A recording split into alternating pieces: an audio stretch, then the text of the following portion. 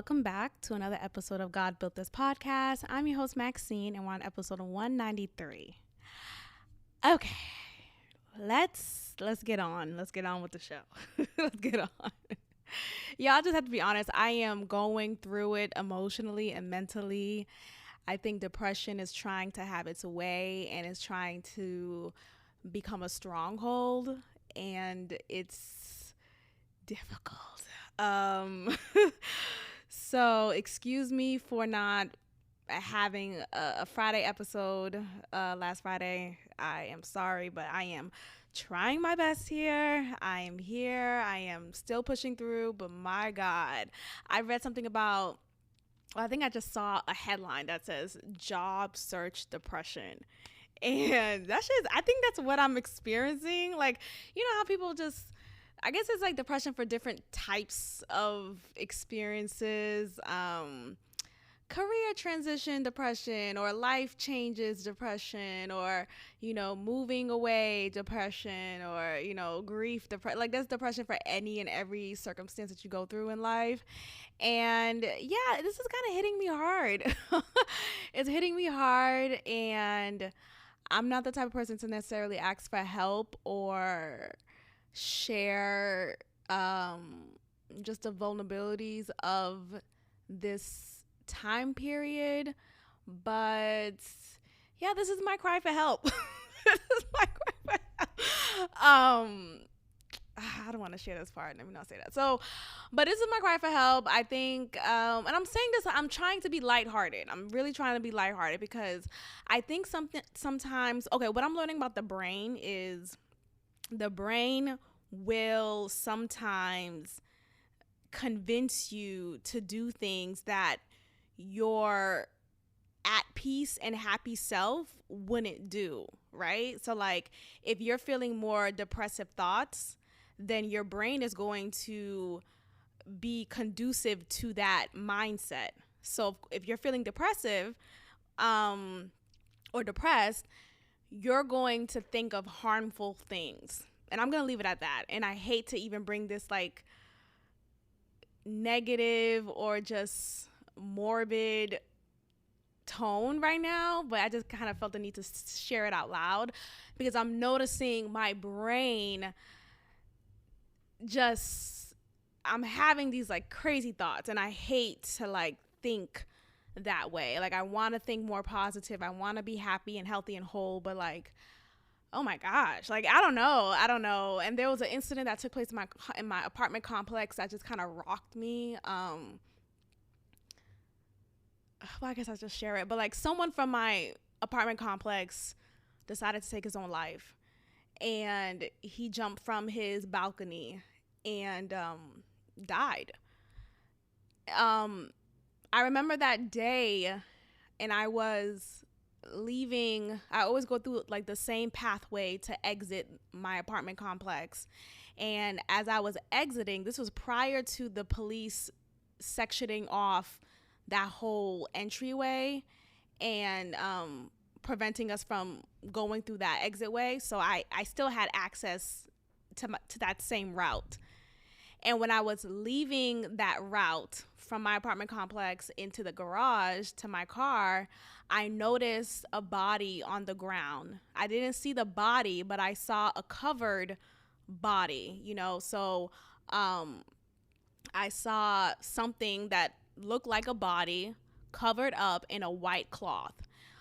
And I'm just like, I just looked at it and I just went about my business. Immediately, I just thought something that took place with the homeless population here, because I live in the downtown area, the homeless population is heavy, and I just assumed it was, unfortunately, maybe a homeless person who, I don't know, overdosed, or, you know, drunk to his death, or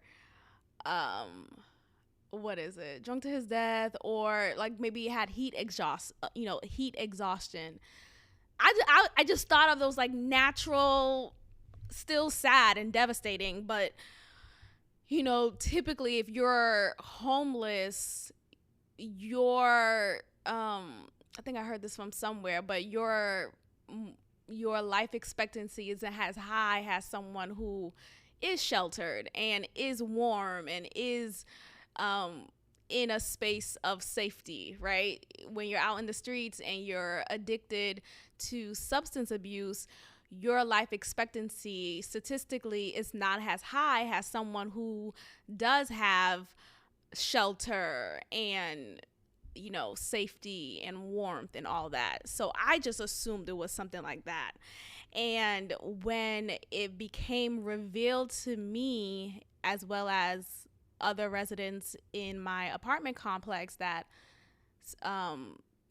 it was indeed someone who lived here, decided to jump off his balcony, I was rocked. Like, I was so speechless when I heard, when the guy told me that, my concierge guy, my mouth just came up like, was ajar. And I like, what do you say? I never knew anyone who took their own life. I've always heard of different cases of that on TV, right? In movies and shows, in the news, but never in my life, never in my circle or indirect circle, right? Like, no one who I went to school with, whether college, high school, elementary school, like no one I knew about, at least, right? And maybe there are maybe a few cases, who knows, but no one that I knew ever took their life. And even though I didn't know this person, considering that he was a resident here in this building, right? There's 2 buildings of this apartment complex, and he lived in the same building as me. So the fact that he lived in the same building as me, I may have come across him a couple of times in the elevator, you know, or in the hallway, or not hallway, but you know what I mean. But like in common spaces, in the pool area, in the gym. Like, I may have come across him at some point, maybe even in the garage. You know, we may have exchanged a couple of words to each other. We may have exchanged a head nod. Like, I don't know who the person was. They didn't release a name out of privacy. But it's just the fact that, wow, like, I came across someone who decided to do that. I just couldn't even put into words my reaction. I was just so taken aback. And that just made me so sad. Like, I was just thinking about this person, like, oh my gosh, you know, what could he have been dealing with? Like, all I knew that he was a male. So, you know, what could he have been dealing with? That was hard. For him to feel like that was the God honest way for him to go out. Like, that was the way for him to deal. You know, like, just imagine the pain that he was dealing with for however long, and or who knows, maybe he had some mental illnesses, or maybe he was just in the trenches. Maybe he was in financial despair and he just was completely hopeless. Like, I don't realize, like, it never occurred to me how suicide is so real. Like, how there are people who would go about that route. I don't know. It's just so sad to me. It's so sad. And I think about, like, you know, life is so precious, and how, I don't know. That really rocked me, man. Like, I just feel so bad. Like, damn, you know. So I was just relating it to, you know, just life circumstances. Like, you could find yourself in certain situations in life that could feel so hopeless. Like, damn, there's no hope, right? There's no hope. There's no peace. Things will forever be this way. Like, you feel so hopeless. And the one thing that could lead someone for sure to committing suicide is feeling hopeless. You know, when you feel like there's no better day coming. When you feel like, okay, I'm going to continuously be in this cycle, or, just in this loop. And every time I try to get out of this loop, it never gets better. That hopelessness, it really is a killer. And I think in these moments, it's, I don't think it's about like, mental illnesses, like in particular. I think in my mind, I was only thinking about, suicide, maybe that is more so for people who are dealing with just intense mental disorders, right? And, they're battling with demons because of that. And so a demon, due to their mental disorder, right?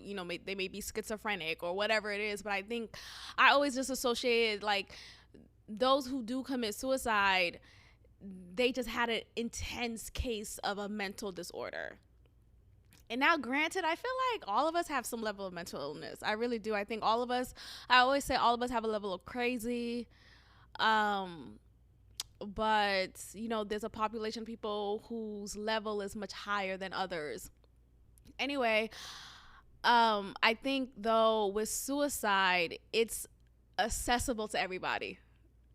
And I hate to even say that. I hate to even like bring that.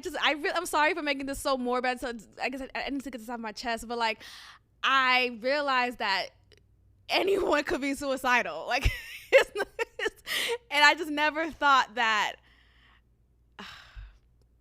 the accessibility was that close. I'm just gonna leave it at that. Like, I never thought that someone like me could even fathom a suicidal ideation. Like, that's just, it doesn't even make sense in my mind.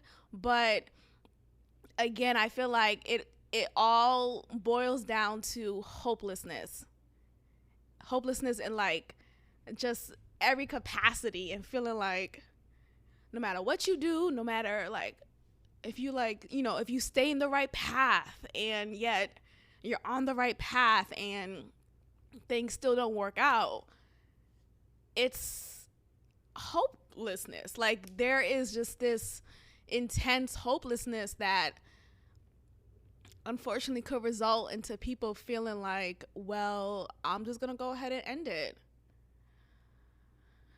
God, okay, look, we're gonna try to pick it up, but I think that that incident, that horrible incident took place a couple of weeks ago, like probably 2 or 3 weeks ago now. And no, I think just 2 weeks ago. It's pretty still recent.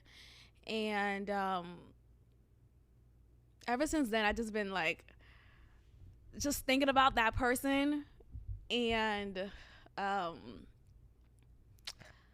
feeling more just anxious and overwhelmed and depressed about like my current situation, and just thinking just negative thoughts. And again, what I'm learning about the brain is if you're in a constant state of depression, naturally your brain is going to feed into that, and it's going to make you think that, oh, okay, well, this is what you do next. And I think, of course, I'm combating that as best as I can. So I think the best way to combat that is to, and I hate to say like be positive, because like it just sounds so flippant. Like, I don't know, like, be positive, right? Or just like remind yourself of just life's beauty, the blessings in life. Like, I think sometimes when you're in a depressed state, you really feel like there's like all hope is lost. And though maybe in one route, right? Maybe right now, yes, I'm not getting the yes that I'm needing, right? Or some type of like financial breakthrough, because that's really what it is. Like, it's not even about like, honestly, I don't even want to work. Like, can we be honest? Like, I don't even want to work these jobs like that I'm applying to. Like, just fucking okay, here comes the comedy. Like, I don't even want to work here. Like, I don't even want to work here. Like, I don't even want to work at these jobs. Like, when I've completed the interview, whether it's in person or virtual, in the back of my mind, I'm really just here like, I don't even want to be here. Like, I gotta want to do this job. Like, so what do you want to do, Maxine?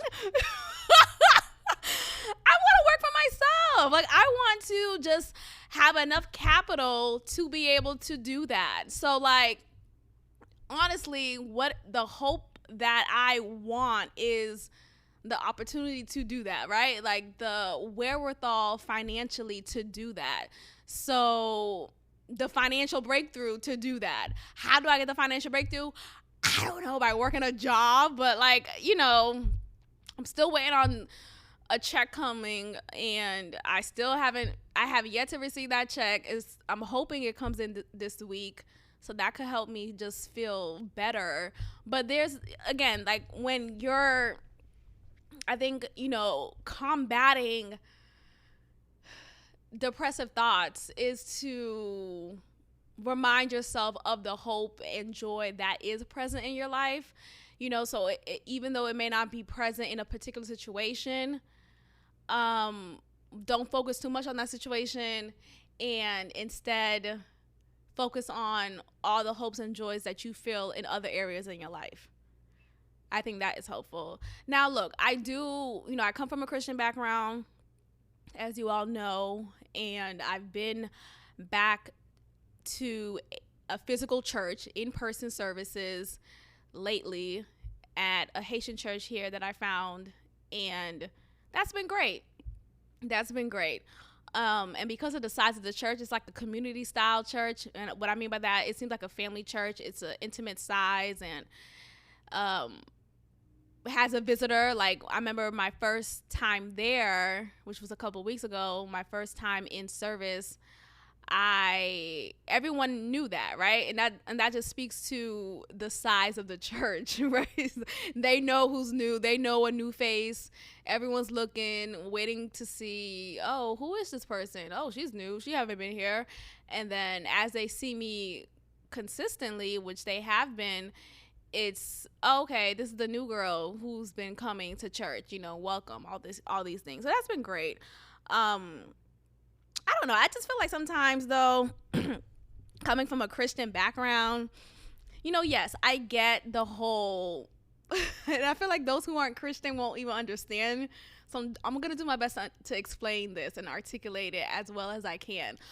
But there's this saying that goes, you know, when you're stressed about life, when you're depressed, you know, or when you're just worried and overwhelmed with whatever life is giving you, right? The lemons that life is giving you.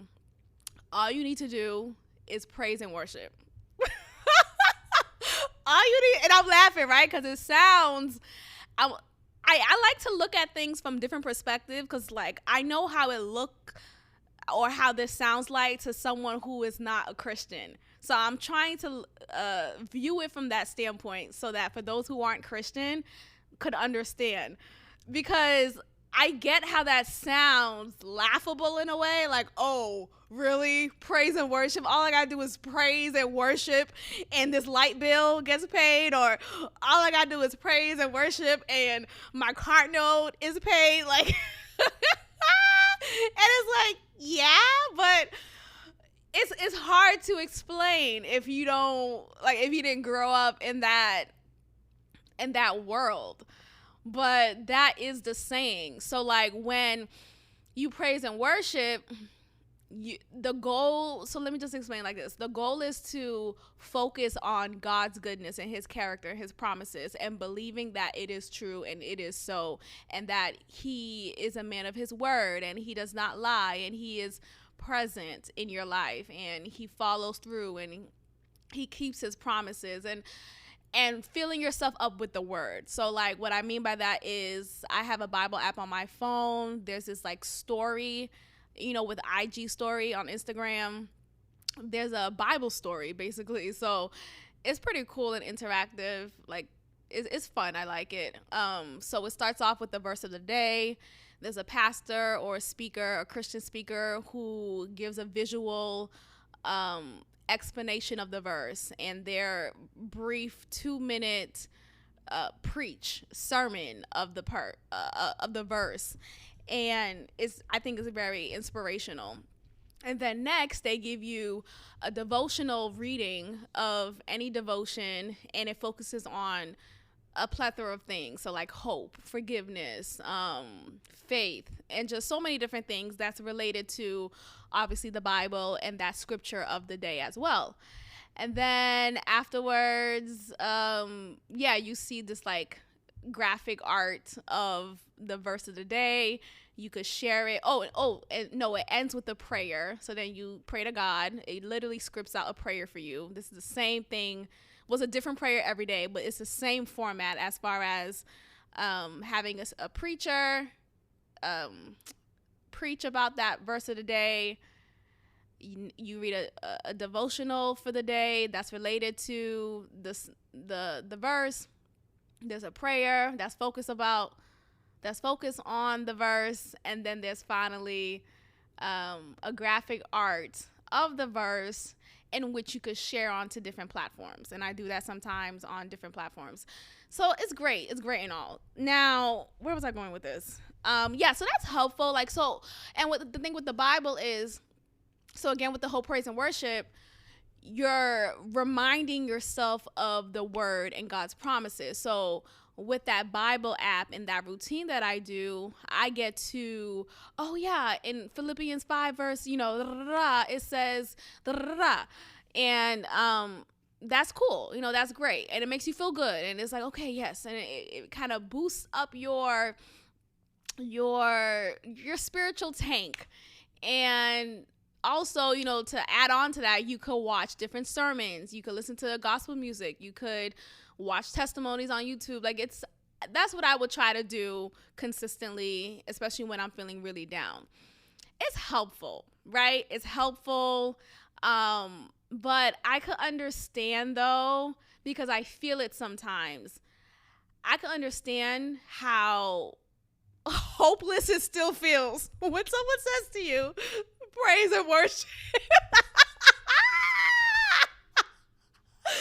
I get it, right? I still get how hopeless you could still feel after someone tells you to praise and worship, worship your way through that. Or, God is able, right? I was speaking to my pastor, and he texted me. It was like, God is able, remember God could do exceedingly and abundant things, and great, all of that is like, oh, okay. It's like you're, how you're running or you're jogging, right? And you kind of prep yourself up, and it's like a nice prep. Okay, yes, God is able. It's a nice, it's like all of that, right? And it's like, okay, but my account still says, right? These responses to these applications still say, right? So sometimes it's like, I don't want to fucking hear that shit. And that's no offense, right? And hello, I want something tangible. I really want something tangible. And now, look, I feel like God created me different. And I feel like if I wasn't created the way I am, I would have probably done some things that maybe wouldn't be moral, right?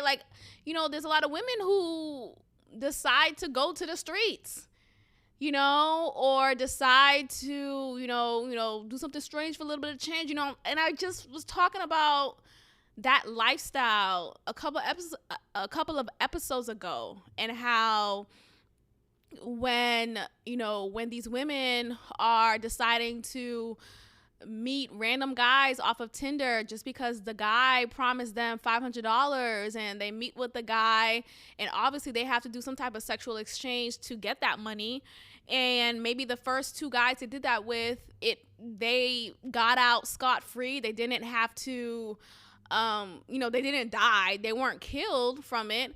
Is it scotch-free or scot-free? Someone tell me, because I probably said it wrong. No, but they were successful the first few times, right? And then boom, all of a sudden, the fifth guy they meet up with, because he promised $1,200, he ends up chopping them up and they're dead, right? So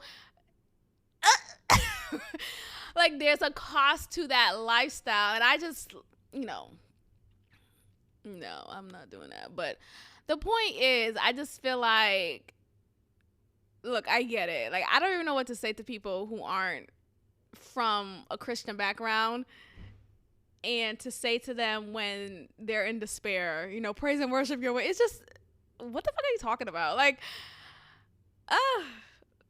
and I hate to reference, not hate to, but like, you know how sometimes you're grieving the loss of someone, and everyone's grieving that person, right? So I'm speaking about my cousin Joanna, rest in peace.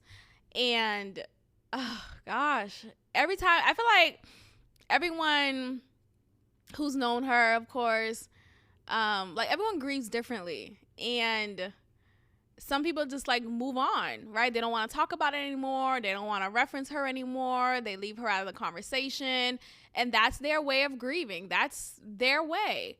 As with someone like me, it's not like I bring her up every second, but in reference to a situation that I feel like showed her character more, I did reference her. So what I'm saying is, what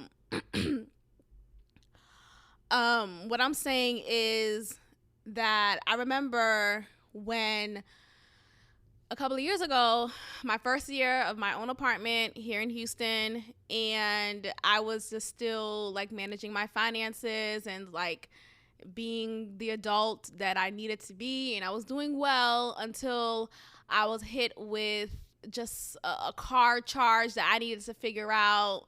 Right, I think it was like my car tires, and I didn't have enough money to pay for that, and then my rent was coming up, and it was just all these things, right? And I was so overwhelmed about it, and I felt so just like anxious and stressed and overwhelmed. And I was at work at this time, and I remember I was like hyperventilating, overwhelmed, and that's really, oh my gosh, I was dealing with so much anxiety at that time. Now it's better, but like I remember the first year on my own, I was just so anxious, that things would just I was just so anxious that the rug underneath me will be pulled away from me. Like I was just so anxious that things would just won't work out, and everything will be taken away from me, and like I was just so afraid about that. Anyway, I remember calling my cousin Joanna and just like so just overwhelmed, just like ranting and just like so sad. I'm like, I don't know what to do. I gotta pay this. I gotta pay. And mind you, I was just like ranting. I was just wanting to hear her calm voice, because she had a way to calm me down. She had a way to make me feel like everything was going to be all right, right? And there was no, when I called her, when I thought to call her, right, before I dialed her number, there was no expectation or mandate in my mind, oh, I'm gonna ask her for money, or oh, she, I'm gonna tell her this and she's gonna give me, like, there was none of that. I wasn't even thinking about asking her for money. I was just like wanting to cry on her shoulder via the phone, but that was it, right? That was it.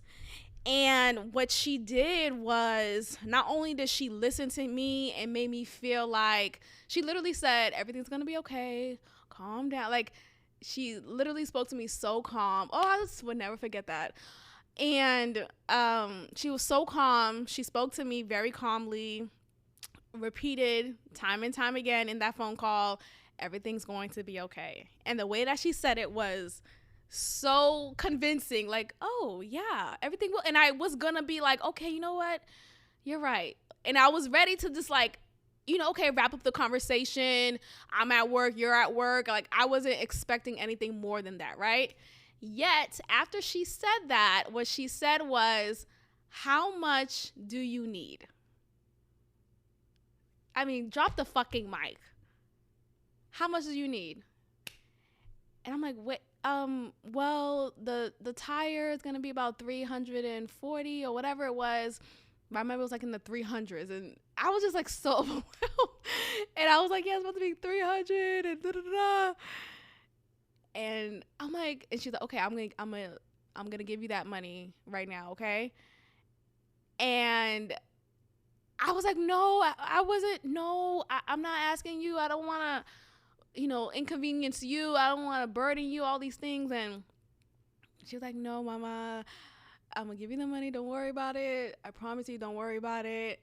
And she gave me the money, like literally within that hour, within that probably 30 minutes. And I was so just taken aback by her generosity.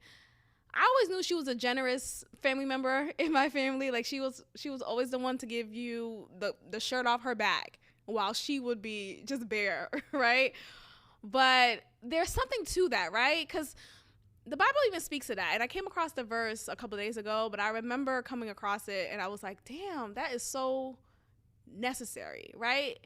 It's more to just saying, hey, I'm praying for you, or, I wish you the best, right? Right,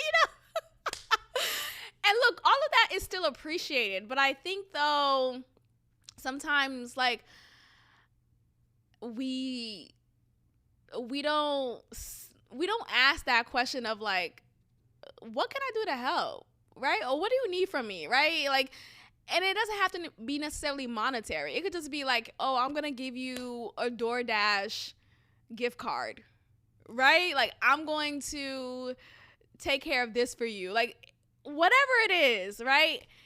And that right there is more than enough. That right there is just so humbling, really, because I think, though, like, we get so caught up in our own lives that we don't see how we can help others. And I'm saying this humbly, though, because it's like, I'm always from the mindset of, like, if I got it, right, and if I had extra of it, like, so, because I've always been kind of, like, tight, right, or I have enough for this, right, but I think eventually, hopefully, I'm trying to keep that hope alive, but eventually and hopefully when I get to a point where it's not only that I have enough for my bills and my monthly expenses and my maintenance, right? But I have more than enough. And that more than enough portion of my income, of my account, I could help others however I can. Now, it doesn't necessarily mean that I'm bleeding the bank and I'm being taken advantage of. But if I have a loved one who is just sharing, not even asking for help, but is just sharing just a rough period in their life, right? Just ask, like, hey, how can I help? Or not even just maybe just simply offer, like, hey, I'm going to take you out, or I'm going to do something to relieve the person, because that's a tangible and practical way. And I think I remember the Bible, I read something recently, I don't know what verse it was, I'll reference it at some point, but the word does talk about, help encourage others. I don't know, I'm paraphrasing obviously, but it talks about, like, how can you help others? Like, it talks about, like, encouraging others, not just with your word, but with action. And that is a tangible action. So that's great. Shout out to my parents, of course. They've been practical in that as well. But yeah, aside from them and Joanna, who is gone, I've only experienced that with that, with them. And it's just, it is what it is. Fine. I don't have necessarily obligatory relationships where I don't know, like, it's not, I'm just saying it's nice, right? I think it's the Christian thing to know. And I feel like, reaching out to my not reaching out, but, like, he, when he'll ask, like, I'm honest, like, hey, how you doing? I'm not doing fucking well, right? And I'm not necessarily, like, giving you the details of what's going on in my account or giving you the details of what's going on. I'm not doing that, but if I'm saying, I just feel like, look, if someone's telling you, I'm emotionally down and out, right? I don't want to fucking hear praise and worship your way through it. I don't want to hear your words. I want something practical and tangible. Let's move on. What's that mean? God damn, it's 35 minutes into this. Okay, let's move on, because that was not the goal. I was going to touch on that just real quick, but y'all know I don't talk real quick. I don't fucking talk real quick. Okay, let's talk about Raisa Kegney. I referenced her in a previous episode titled, I may not condone, but I understand, right? Let me make sure. But anyway, I talked about her and her case. And just a quick recap. She is a Cameroonian woman who lived and worked in Atlanta, Georgia. Okay, this is the episode. So episode 190, that's the name. That's the episode number, and it's titled, I may not condone, but I understand. And with that episode, the cover art is of her, Raisa Kegney. And just a quick recap of that case. She's a Cameroonian woman who retaliated against her former boss and apartment manager, who harassed her and burglarized her home. She shot and killed them and tried to flee Atlanta, but was apprehended at the airport. So why did she decide to shoot and kill these two people? Her former boss apparently was harassing her after she quit her job due to her exposing the fraudulence going on in that job in the leadership of her previous manager. And at first I thought she was fired, but I think she just ultimately quit after being the whistleblower. So she quits, and she gathered enough evidence to proclaim that her former boss was being fraudulent, and she was exposing him for his unethical way of working in that firm. So apparently the former boss got close with her apartment manager. Like, I guess he was able to convince him well enough to enter her home without her permission, of course. So the apartment manager, the reason why she shot and killed him was due to him burglarizing and allowing this burglary to happen. And of course, she lives in an apartment complex, leaving the concierge or just the apartment. They have access to still enter your home without your permission, or without your consent or guardianship or whatever.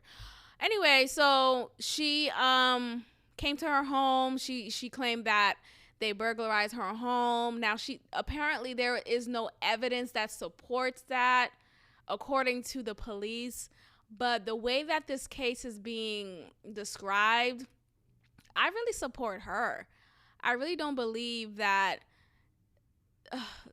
what the police is saying is factual. Like, I feel like they're dismissing her based off of what I've been reading so far and the new updates that I've read lately. So there's this video clip of Raisa speaking to this police woman at the station. And the police woman is telling her basically there is no evidence that supports a burglary happened. And she was being just completely dismissive to Raisa. Now, look, Raisa in that video, you don't see her because she has a body recording device on her that records the other person, and who she was recording was the policewoman. So we only see the policewoman reacting to Raisa, and we hear Raisa's voice. So Raisa is trying to understand how come she's not receiving any updates to this case or to this burglary that she reported, and how come she's not getting any support. And she's stressed, basically, like, hey, my space is violated, and what I thought was going to help my fraudulent claims against my previous boss and workplace, you guys aren't helping me. So what's going on? Can I see the evidence bag? Or, like, she was asking these questions, and every time she would ask a question, the policewoman was being completely dismissive. She was not listening. She was on her phone. There was a point in time when Raisa was speaking to her, and the policewoman was accepting a call. Now, granted, you're a police officer. You got to be on call. You got to pick up the walkie-talkie or whatever the fuck it's called. Do they even call it a walkie-talkie? That portable radio device, okay? But she got to accept that walkie-talkie to be, in case there's a fucking murderer, on the loose. She got to be ready to, defend. Regardless, though, she wasn't giving Raisa the respect that she deserved, period. And this was before Raisa decided to shoot and kill these two men. So in this moment, Raisa is being dismissed. She's not being at all respected or heard. The policewoman is just rolling her eyes. She's looking around. She's like, I said you need to go back and call this number. There's another burglary number that she need to call. Like, what the fuck? I can't just call 911, bitch. I can't just call 911. So she's doing that, and Raisa is cutting her off because you're not fucking listening to me. Now, I get it. Some people are just like, they don't like to be cut off. I hate people like that. I really do. We're having a fucking conversation, and if you're not answering my question, I'm gonna cut you off. So maybe that's why I hate it, because I'm the cut offer, I guess. But what the fuck are we doing here? And I'm frustrated. I'm overwhelmed. Like, why aren't you caring about what I'm telling you? That's the point. Like, if you're here to service me, you're working for me, policewoman. You're working for fucking me. And you're rolling your eyes. You're so inconvenienced by me asking questions. And who cares if it's the same question or if it's another way of rephrasing the question? Because the policewoman keeps on saying, like I said, you need to call this number. Fuck you, bitch. And it's a black woman. Now, I'm just saying, if you think the voice that I'm giving is a white woman's voice, it's not. Just make that very clear. Either way, so the policewoman is being dismissive to her.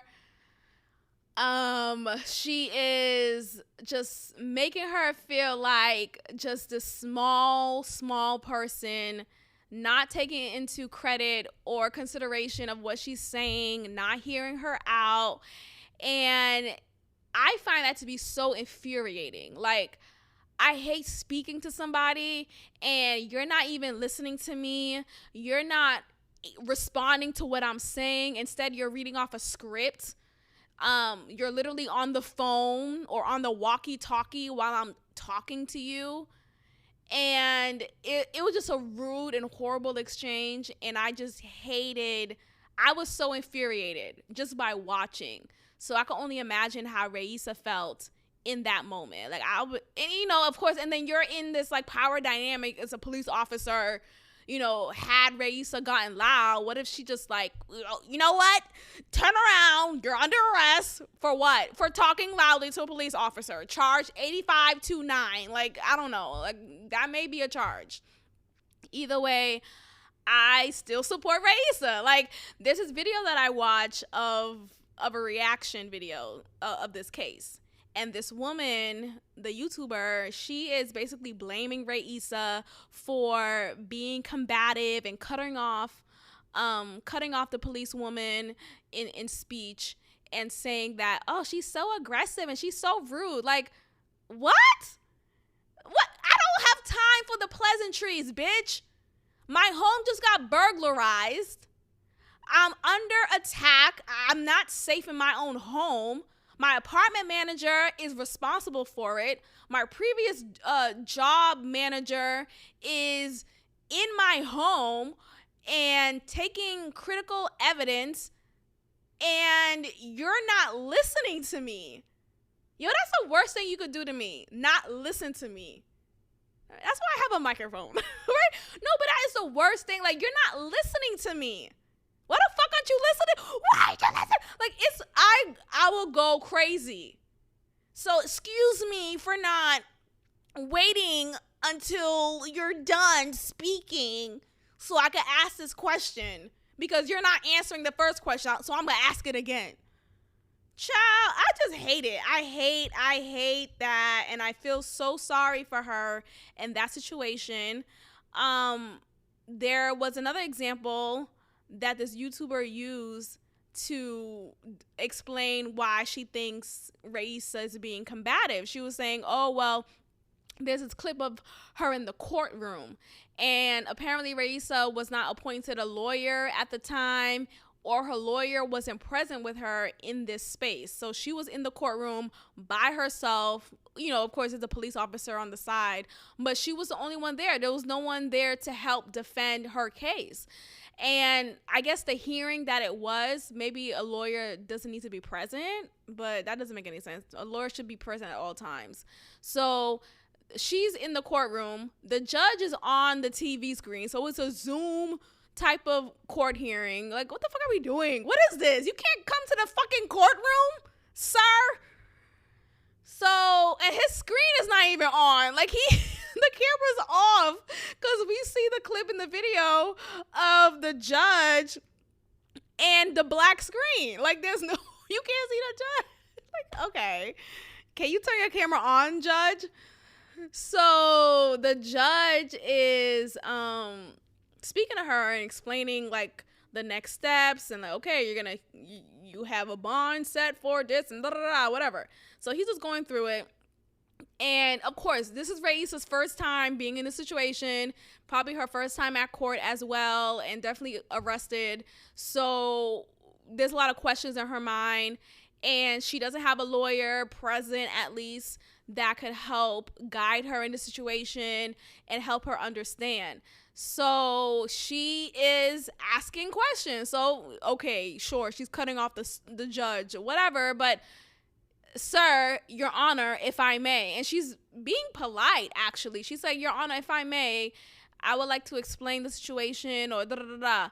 And I guess it's the type of court hearing that it is. She's not supposed to, like, it's not a time or space given to explain the situation, not yet, or at least not directly from her, maybe from her lawyer. It's confusing, but either way, she wasn't supposed to talk, apparently. All she was supposed to do is either confirm or deny whatever statement the judge is giving her in that moment. So, like, if you agree or don't agree with the charges, then you stay an extra 60 days in prison. Like, I don't know. But either way, she wasn't supposed to speak. She was only supposed to just say yes or no, affirm or deny. And she wasn't doing that. She was asking the judge if she could explain the situation. She was asking the judge to clarify, and she doesn't understand this. Like, she was trying to understand, and the judge was being loud with her, was like just speaking up aggressively in a tone that I find to be infuriating and disrespectful. So she is, again, another situation where she's not being heard. And I'm just so angry for her. Like, what the fuck? Do I need to go to Atlanta? Defend this woman myself? Because no one is listening to the fact that this woman retaliated. Her life was in danger. Now, sure, maybe she wasn't in direct danger. Maybe her former boss and her apartment manager weren't, up against her neck with a gun or a knife, and she had to shoot and kill them in defense of her life in that very moment.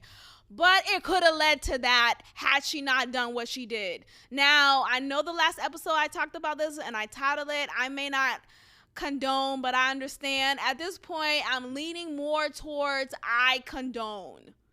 because I definitely understand. I understand how you could be so infuriated. And again, it goes back to the hopelessness conversation I just talked about, right?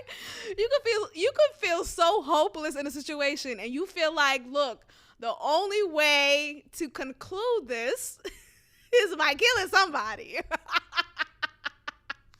Somebody has to die. And it's not gonna be me in this case, right? Like, it's gonna be you motherfuckers. These motherfuckers ain't stopping me. Shout out to Beyonce. No, but seriously, like, it's gonna have to be some of y'all, because at this point, y'all playing in my face. You're playing in my face. Now, I just wonder where she got that gun, though. I do wonder, considering that, I don't know, she was just naturally a gun carrier, or she just knew somebody that knew somebody, and she was able to access a gun from that person. But I just always wonder, like, dang, considering that she's a woman too, and of course, yes, there's women who carry guns, but like, I don't know, she's a black woman, she's a Caribbean woman, she's an immigrant woman, she's all these things, and I just wonder, like, dang, how you got a gun, girl? Shit, I need a gun. But no, I feel so sorry for her. And I don't mean that in a pitiful way. I think sometimes people say, oh, I feel so sorry for you. They say it in a pitiful way. And I don't want that to be misconstrued from how I'm saying it. Like, I really feel sorry for her because I'm angry for her, right? I'm angry that she's in the situation. Like, now, I don't think that she's being heard and she's being respected enough, and that angers me for her. So I feel sorry for the whole situation and for her to be where she is locked up right now, and I just hate that. Now, yes, I get it. Well, what about the people who died, right? There's the video that I watched, the YouTube video. She published a poll saying who's responsible for Raisa's action, so who is to blame for Raisa killing those two men. And the selections were Raisa, her former manager, her former apartment manager, and those are the options. And a majority of people said Raisa. Now, look, sure, you are responsible for your actions, right? So I think that's the mindset people were going with when answering this question. But I just feel like we have to look at the root. What led her to do that? Oh, her life was in danger? Oh, she was being harassed endlessly and no one was speaking up for her? No one was trying to support her. No one was trying to defend her. She went through different routes to get some justice, and she was laughed at. And this policewoman was taking on a walkie-talkie conversation while Raisa was trying to speak to her. Okay, I'm gonna shoot and kill. At this point, okay, it's death now. Because you're playing in my face. You're playing in my face. Like, I just don't, like, we don't recognize all of the routes that she took. She took the routes of, I'm going to call the police. I'm going to file a charge. I'm going to seek an attorney. And she did all that. She kept records of evidence that supported her claim of fraudulence, right? She made it clear on LinkedIn as well. She had a LinkedIn account and was exposing the fraudulent behavior of her former boss. And she was doing all these things that was trying to gain some light and exposure and help. Hello? And you had this policewoman laughing in her face. Oh! You're lucky I didn't kill you too, bitch. Like, she was in this murdering spree. She should have killed her. Let me stop. I'm not promoting any of that. But the point is, people are so quick to be like, oh, well, she should have never killed her. She should have never killed them. She should have did this. She should have did that. She did. You don't recognize what she did do. She sought the attorneys. She kept records. She went about making reports, police reports. She did everything the right way. And I just think about, look, when you're in a space in your life and you're doing things the right way, right? You're on the right track. And the result isn't the result that you were promised, right? Let me give you a reference. this is Now, this is not to the same extent as her, right? Thankfully, but it's still in the same vein. So, many years ago, when I was just heavily in the church back home in Boston, I was in the mindset of I'm going to wait until marriage. I'm going to be celibate. I'm not going to have sex until marriage. And I'm going to do this with the promise and belief that God will bless me with my husband, right? God will see that I am waiting and I am a faithful celibate person, and God will bring forth to me a husband. And the lie that is told here, I'm naming it that, is that, oh, you wait for maybe 1 or 2 years, maybe 2 years max, right? But from what was shared about people who've done that, at least people who did it, who I know on TV or on YouTube or whatever, who did that, and like these like previous like these women speakers, women Christian speakers who talk about that, they say, yeah, I waited and 6 months, I met my husband and we got married, and now we live this blissful life, and all because I decided to not have sex anymore. I decided to not have premarital sex and wait until marriage. And, God blessed me with my husband. And it's like, that's a fucking lie. This is a lie. Okay? You have people waiting forever, right?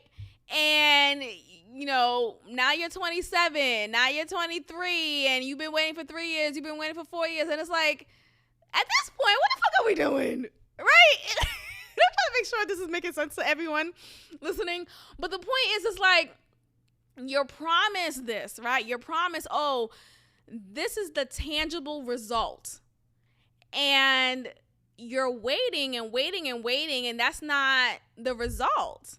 And then you feel like, well, is this even the fucking truth? Right? Or say if you are waiting for the result and you do get that husband, right? Because I've seen examples of this too. Oh my gosh, I waited until marriage. I met my husband. We're married. And he's the worst husband ever. He's cheating on you left and right. He's not providing for your family. He's hardly present in the household. You're basically a single mother, even though you guys have kids together. And this was not the promise that you expected from God, right? So the point of what I'm saying is, you do things the right way, right? Or quote unquote the right way. And you're hoping and believing that it will work out in this way that you're promised it will work out in. And if you get that promise delivered, the promise is sometimes unfulfilled because the person, the husband, is just not at all who you thought he would be. And you're in an unfulfilling and unhappy marriage. Hello.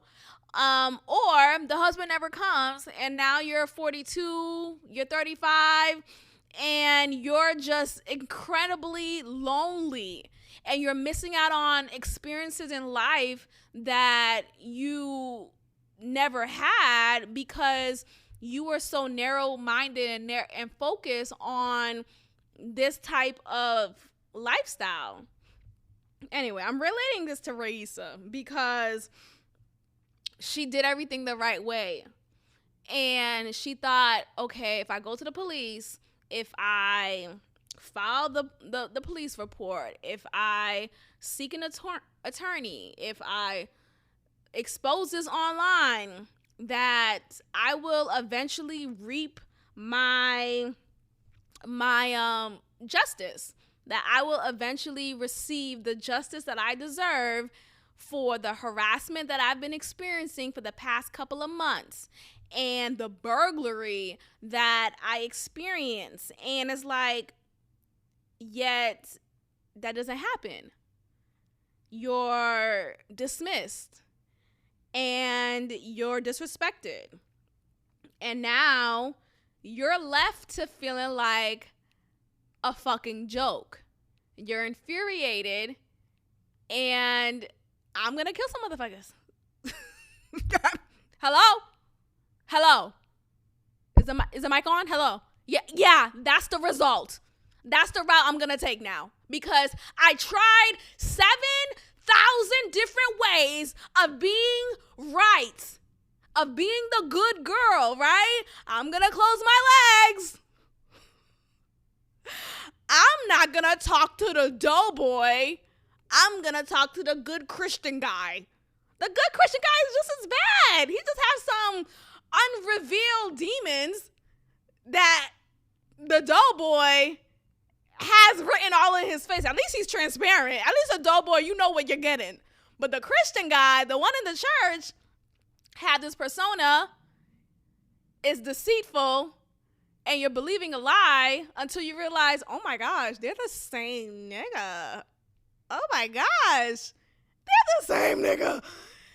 The point is, look, I hope you guys received that parallel and it made sense to you, because it makes sense in my head.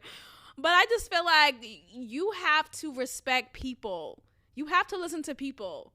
You have to really be a listening ear and not just listen to them, but see how you could help. See how you could be a practical guide in their life. You know, maybe they need support in this area. Maybe they need you to connect them with someone, right? Like, that is a way to help somebody. Don't praise and worship me to them, okay? See how I just related it all together? A complete 180, yo. I'm fucking funny. I'm so funny. Okay, Tiffany Haddish and Aries Spears. I don't even know what to say about this. This is so uncomfortable.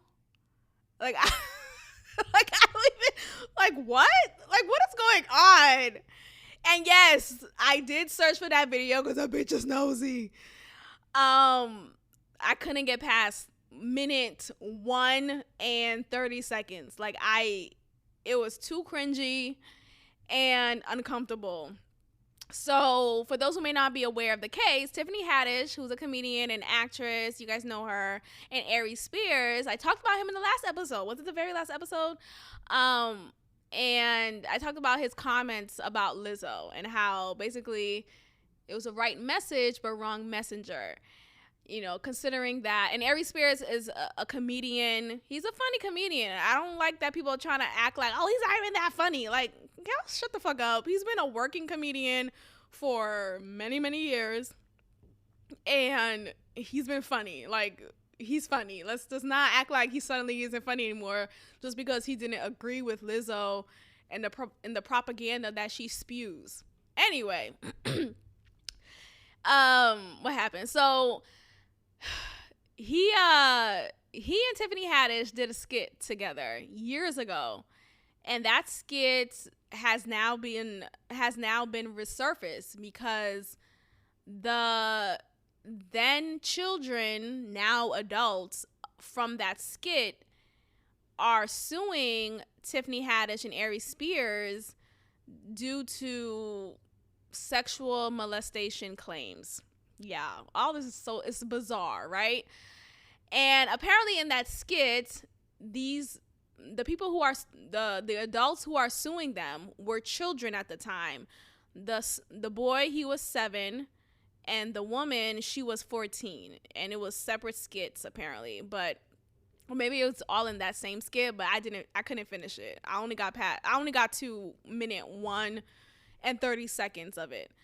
Anyway, so in that skit, it's described as, from what I read and from what I did see, it's literally titled "In the Eyes of a Pedophile." Okay, and Aries Spears is this pedophile uncle who is watching his niece's son,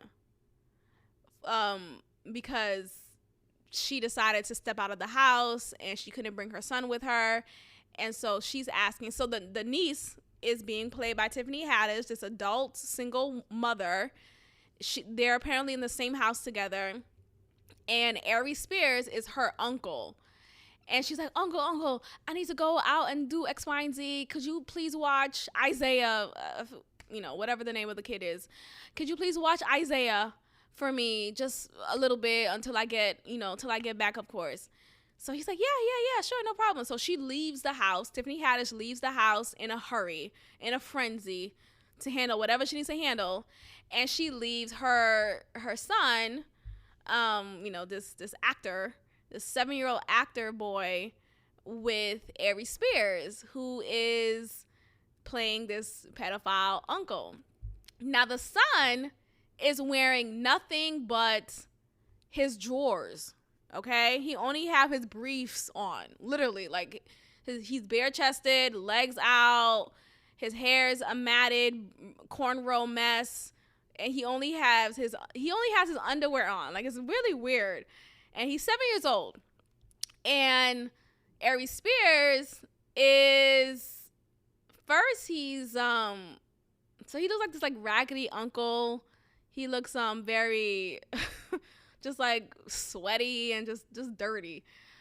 First he has on a white beater, and then suddenly his white beater's off. And he's watching the boy play with his car toy on the floor.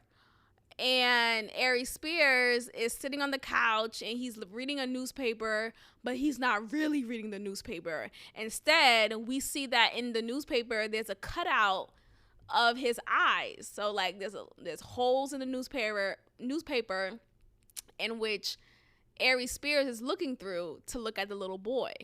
So we see him look at the little boy. The boy doesn't see that because the boy is so focused playing with his car toy. So you could sense and feel the sexual tension. That's probably not the right word, but just the feeling that this pedophile uncle is feeling towards this little child. And the background music that's playing, I want y'all to guess. Tell me what you think is playing in the background. I'll give you 2 seconds. 1, 2. R. Kelly. My mind's telling me no, but my body is telling me yes. Ass song. Like, what? This is what the fuck is this? Literally, in the background, you hear my mind's telling me no, but my body. Like, you hear that in the background, y'all, and you see Aries Spears just like sweating. You could tell he's getting horned up, and he's just so aroused by this child. And then in the next part that I saw, within the first 30 seconds, because I couldn't get past, within the first minute and 30 seconds, I couldn't get past anymore, but I think it's 2 minutes though, but it's 4 minutes long from what I saw. And yeah, within the first 2 minutes, we see that.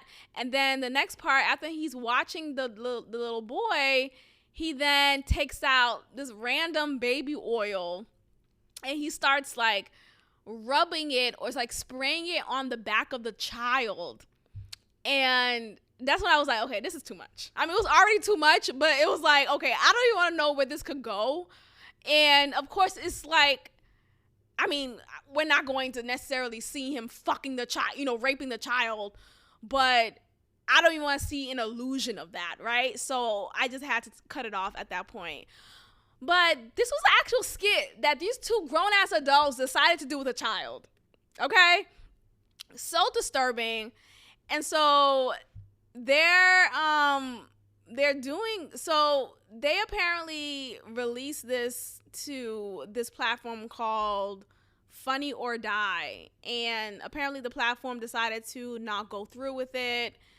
And I don't know, it's just so weird. Like, what made you think to create this skit? Like, what are we doing?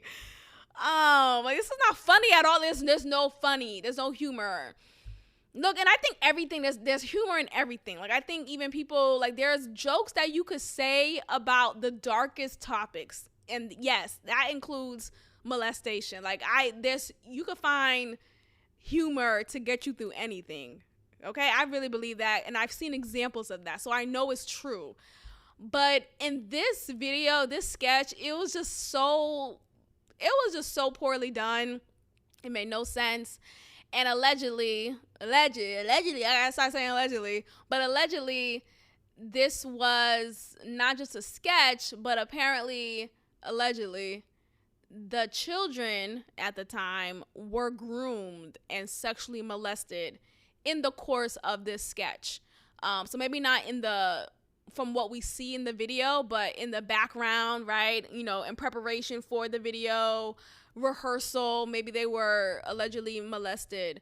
So who knows? But the point is, there's still a video of you deciding to have a sketch in this taste in the eyes of a pedophile.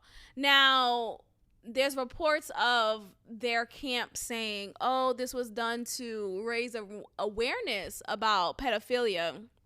There's so many ways to raise awareness, y'all. Like, you don't have to pedophile. I'm about to say, you don't have to pedophile a child. No, you don't have to be a pedophile to raise awareness of pedophilia. Like, that is not a good excuse at all. So, I don't know. Will they be canceled? Who knows? I do expect to hear some type of response from any of them directly. Now, we'll see if that takes place. I'll keep you guys abreast. But yeah, so that took place, and you know, my question really is to the parent of this child, or both children. They have the same mother who decided to leave their children in the care of Aries Spears and Tiffany Haddish. Like, I don't understand how that even come about. Like, how did that come about? Like, what do we do? What? And, you know, I think there's these like show moms or show dads and momagers who will do anything to get their child into Hollywood, no matter what. And they were just, this is an example of pure negligence. Like, how on earth you are letting your child alone at the hands of another adult in the pretense of, oh, well, we're doing a skit. No, if we're doing a skit, I'm right next to the casting couch, right? Like, I'm watching every scene that my child is in. Like, this is not even up for debate. So how was the parent not there? That doesn't make any sense. And how was the parent not just there, but why would the parent agree to this sketch? Did she not know the contents of the sketch? Was she not, like, it doesn't make it, so something's not clear to me. Like, I don't know, maybe there's something that's not adding up. Maybe I'm missing some details that's really behind it all. Aries camp is saying that this woman who is filing against him is actually the result of her parent filing a lawsuit against him years ago. And she was trying to extort money from him years ago, but was unsuccessful. And because that case was unsuccessful, she now has her daughter doing the dirty work of filing a lawsuit against him again. So Aries camp is saying that this is just an example. This is just another extortion case. Tiffany Haddish camp hasn't said anything that I know of yet, so who knows? But this is just so disturbing on so many levels. I just don't understand how a parent could allow this to happen. Like, why weren't you there, and why didn't you know the contents of the sketch to allow your child to be a part of? And if you did know, why would you agree to that, right? Like, if you knew the truth of what this sketch was going to be, you know, just the title alone in the eyes of a pedophile, why would you agree to have your child a part of it? Or just because again, I think there's ways to talk about and show in art form the horrible act of pedophilia. But there's a way to do it without actually molesting a child. Like, let's be a little bit more, let's be creative, right? We don't have to be so direct. So that is the headline. It's just very strange. And the timing of it all, honestly, Literally, just this came about a few days after Aries Spears said what he said about Lizzo and the shit emoji comment he said about her. So I don't know. It's just the timing is suspicious. All this is suspicious, and it's just there's a lot of questions that I have. I think the parent is really to blame. I don't know if I don't want to say I don't believe. The people are like, oh, yeah, how you not believe the children? First of all, they're not children anymore. They're adults now. Like, they're not. It's not like they're 14 years old. They're talking about it. No. They're well in their 20s. So I just want to understand. I don't know. I don't want to sound like I'm blaming the victim or I'm not believing victims. No, if this really did happen, right? Because, everything is alleged, I wasn't there, so I can't confirm nor deny, but I just feel like we have to ask these questions. Like, something just sounds a little strange. So tell me what you think. If you feel like something's a little off here, let me know what you think. Be sure to be subscribed to our YouTube channel at God Built This Podcast. Just type that in and hit subscribe and click the notification bell. Yeah, the notification bell so that you are notified whenever I post a video. And be sure you are posting a positive review, of course, of this podcast on Google Podcasts, Spotify, Apple Podcasts, and what else am I missing? Google Podcasts, Spotify, Anchor, the whole nine. So just make sure you are supporting this podcast as any way as you can. Be sure to tell a friend to tell a friend. And that's about it, y'all. Google Podcasts, Spotify, Apple Podcasts. That's what I meant. I forgot to say Apple Podcast. All right. Okay. We are wrapping up here. Thank you so much for listening, and I will check in with you guys next time. Peace. Thank you for tuning in to another episode of God Built This Podcast with your host, Maxine. Be sure to leave a review, give me 5 stars, and of course, subscribe. Also, follow God Built This Podcast on Instagram at God Built This Pod. God bless.